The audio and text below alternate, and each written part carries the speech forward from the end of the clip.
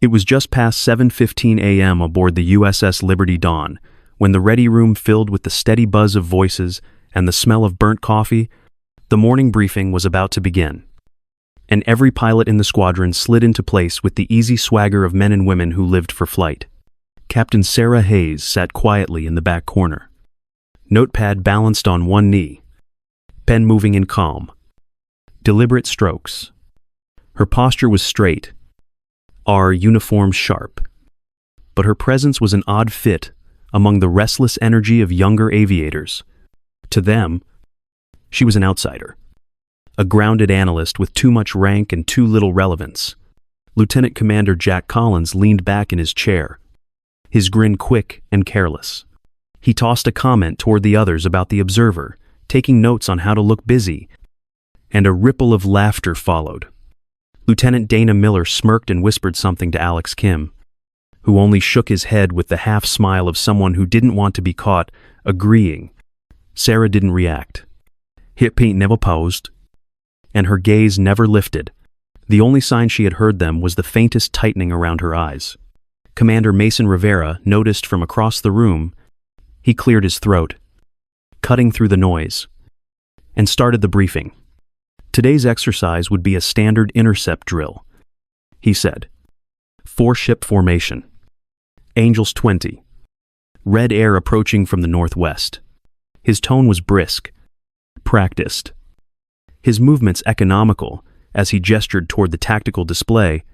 The younger pilots leaned forward, alert. Again. The mockery replaced by professional focus.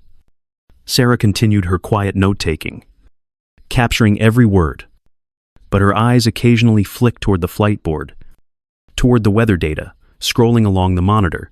Every small detail was recorded, every deviation mentally filed away.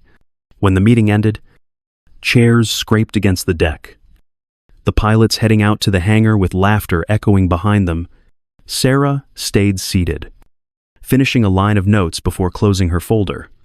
Commander Rivera lingered by the door, watching her for a moment before speaking softly. He offered to handle the disrespect, to remind the younger ones of decorum. She shook her head. Arrogance is part of the uniform, she said quietly. It fades when they meet reality.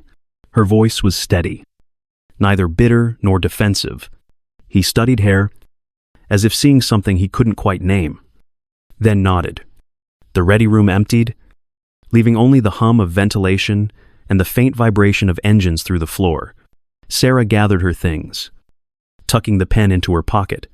The day's operations would unfold above her head, the roar of jet turbines and the rhythm of catapult launches, marking time as they always did. Outside the steel walls, the sky stretched wide and endless, a place she once knew better than anyone on this ship. She paused at the doorway, listening to the muffled sound of afterburners lighting off somewhere on deck. For a heartbeat, her expression softened, then settled back into calm. Whatever the others thought she was, they would learn soon enough what quiet strength really looked like. Years before the title of analyst appeared beside her name, Sarah Hayes had lived at the center of the storm. She had flown the F, divided by A-18E Super Hornet, the Navy's frontline strike fighter, from the deck of carriers, just like the USS Liberty Dawn. Her world had been measured in knots and altitude, in the deep rumble of engines that she could feel in her bones. She had been one of the pilots they called when things went bad, a name passed quietly among squadrons for the way she could turn impossible odds into victory. The call sign Reaper had not been given in jest. Her record was buried under layers of clearance most officers would never see.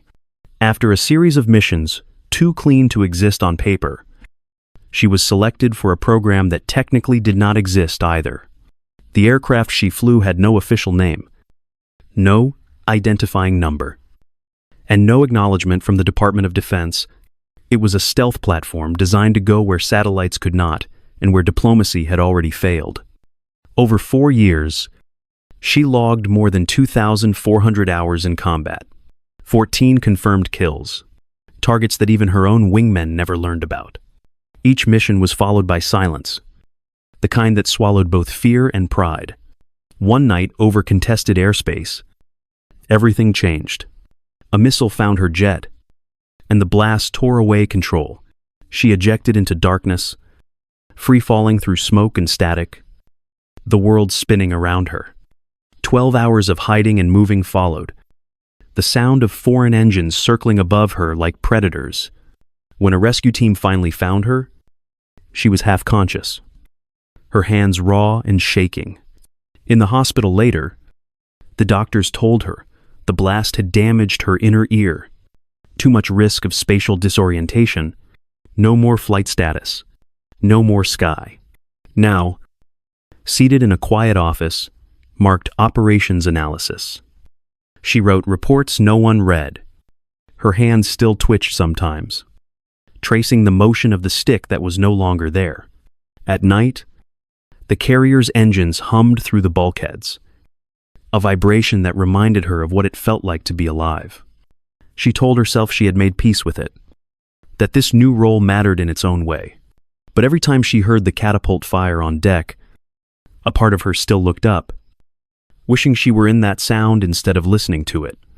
The operations deck of the USS Liberty Dawn was a study in order and noise, the kind of organized chaos that defined carrier life.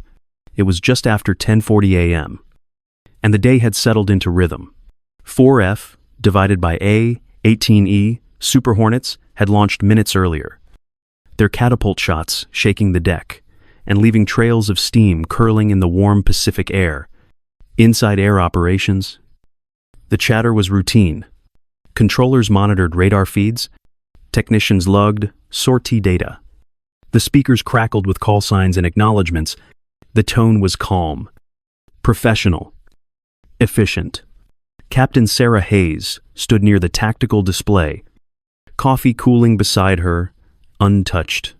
The four-ship formation, led by Lieutenant Commander Jack Collins, with his usual confidence, climbed steadily toward their training area.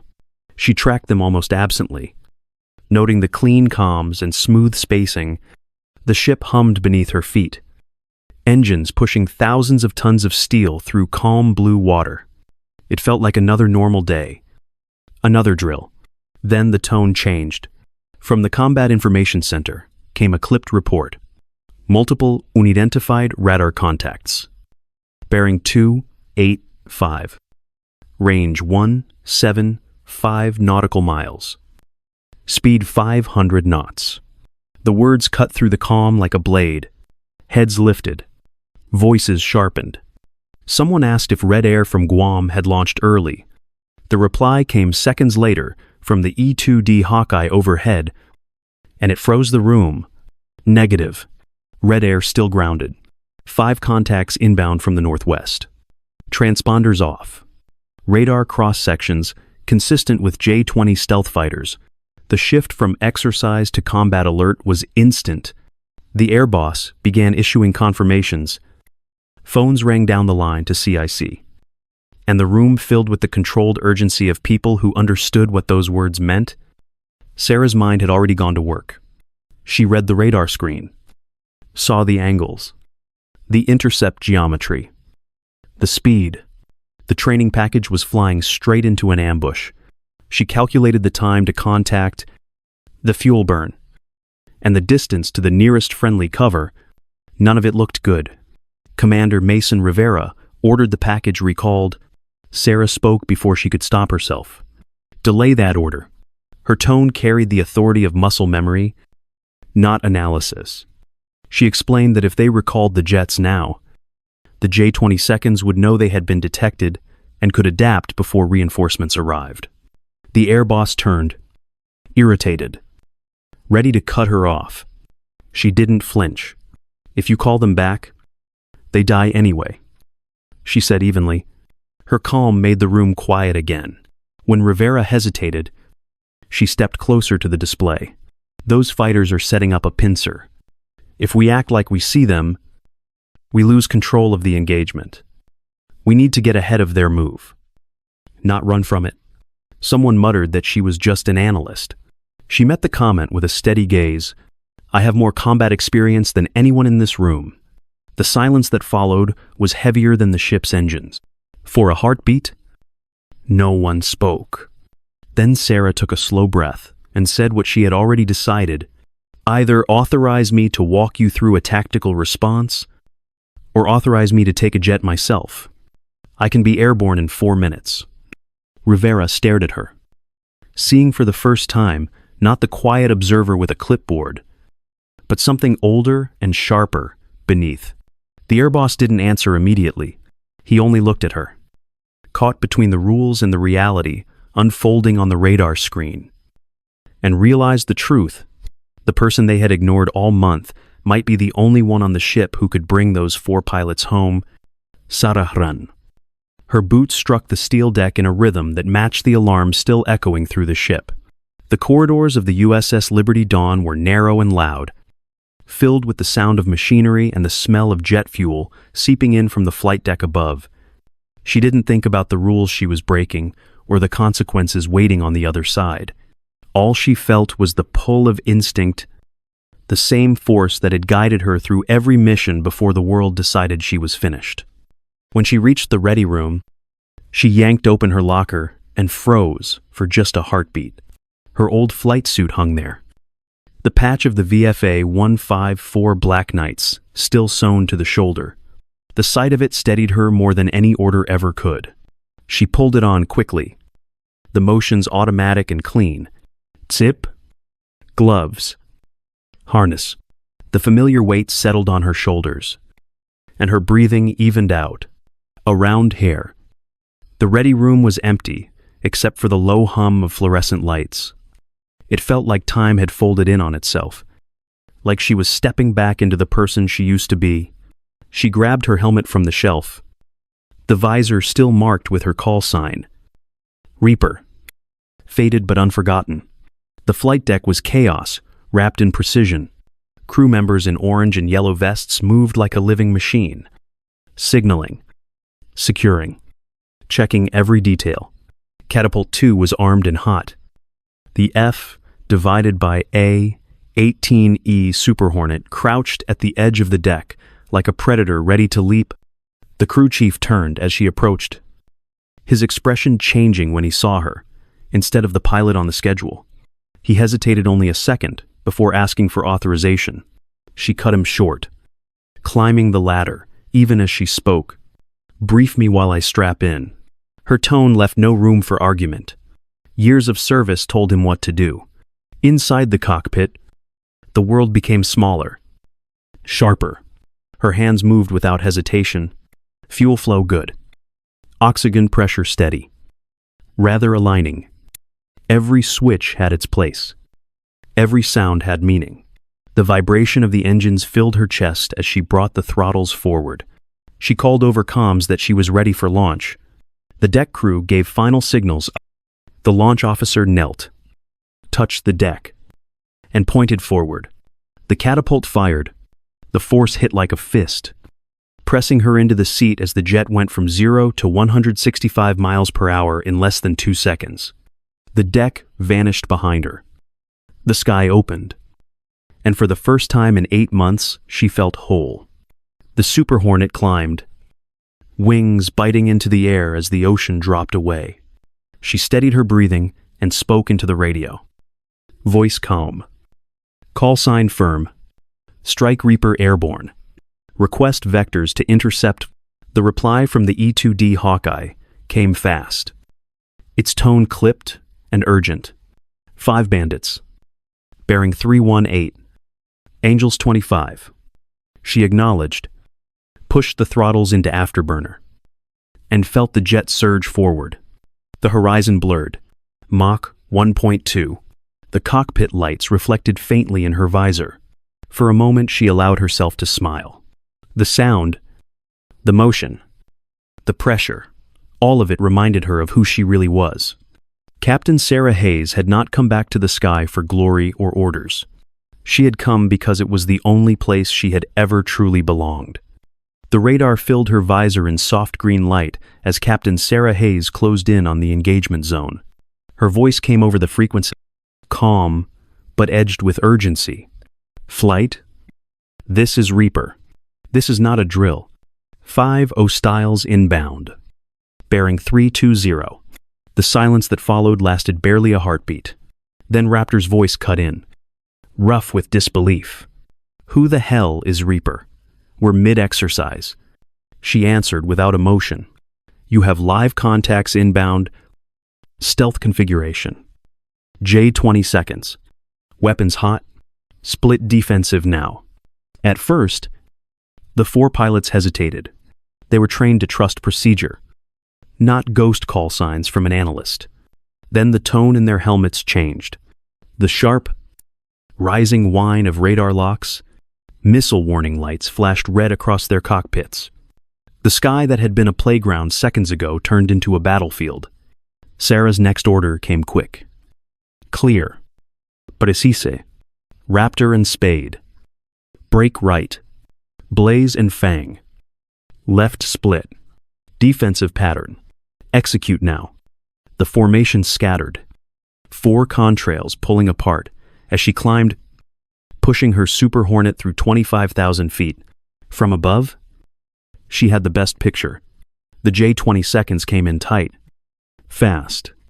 Using altitude and stealth to box her people in, she switched to radar track mode. Selecting the northern pair, her thumb pressed the weapon select. Aim 120 Amrams armed. Target tone steady. Fox 3. The missile leapt away, invisible for a breath before its engine ignited. She locked the second target immediately. Fired again. Fox 3. 2 contrails streaked outward, burning white against the deep blue. 30 seconds later, the Hawkeye controller confirmed. Splash 2. 3 bandits remained, angling toward her. 1 broke higher. 2 lower. She shifted to pulse Doppler mode, tracking the upper contact when her warning system screamed. Missile inbound. Long range. High velocity. PL Kanze. She rolled inverted and dove hard, pulling 6 Gs. The world, narrowing to a tunnel. Her ribs ached. Blood pooled in her legs. Chaff and flares burst behind her in streaks of light.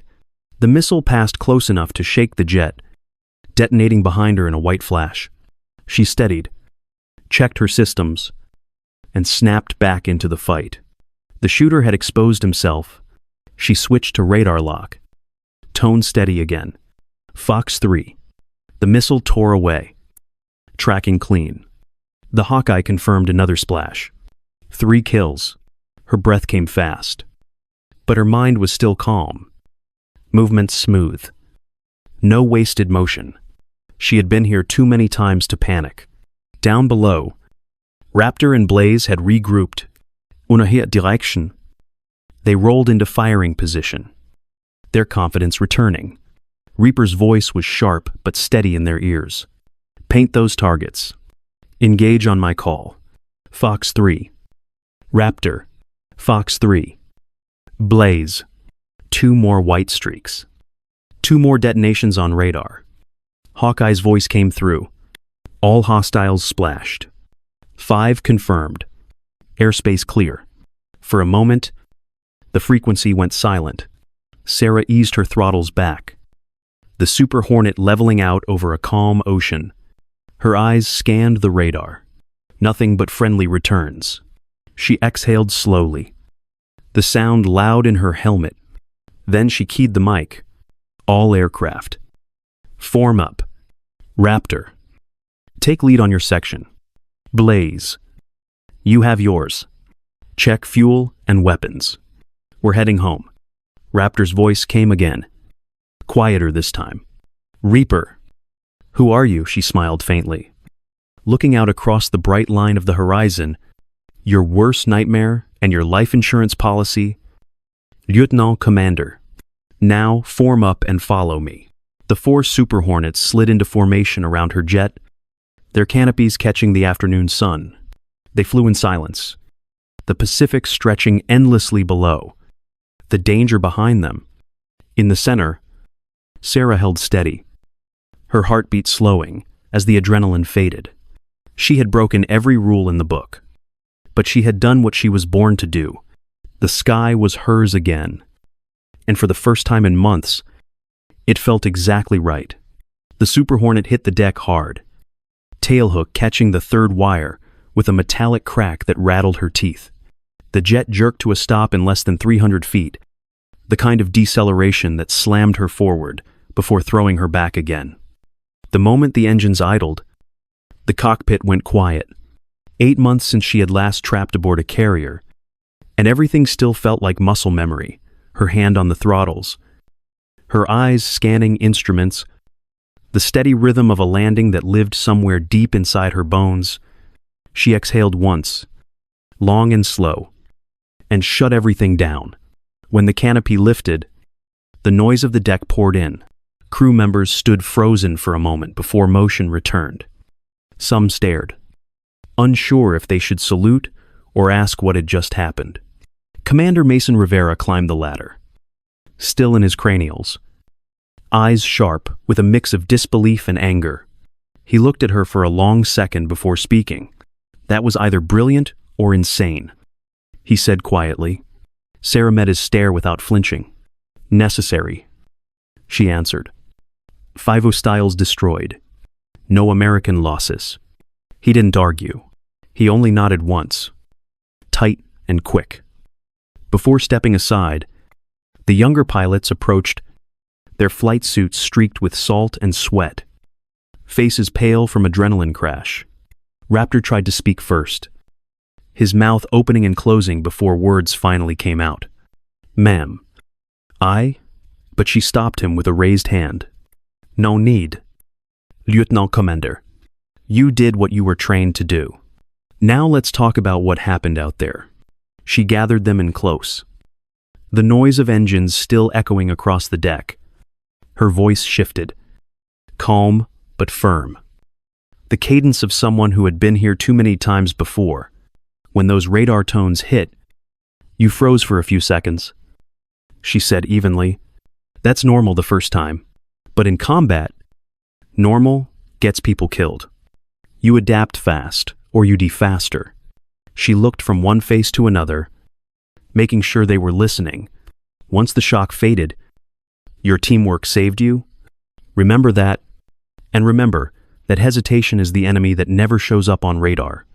Raptor, Blaze, Spade, and Fang stood silent, the earlier cockiness gone, replaced by something heavier. Respect. They nodded, slowly, absorbing every word.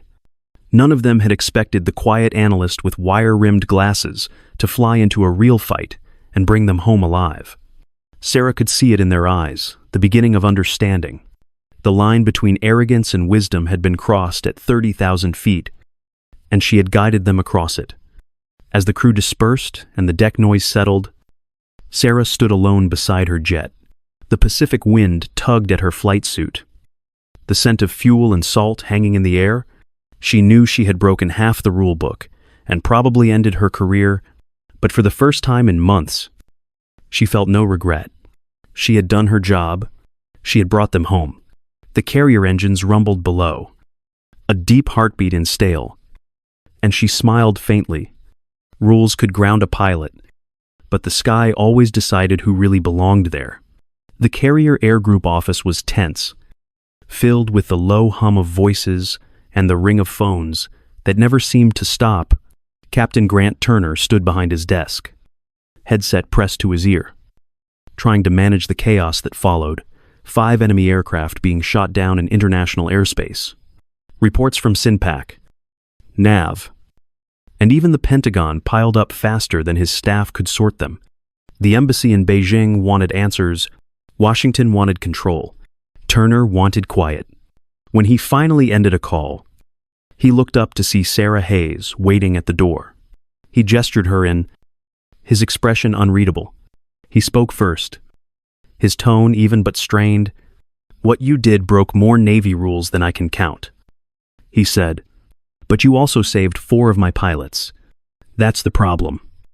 Captain, I don't know whether to pin a medal on you or court-martial you." Sarah stood at attention, her posture precise, but her voice calm. "Sir, what I did was not defiance. It was duty.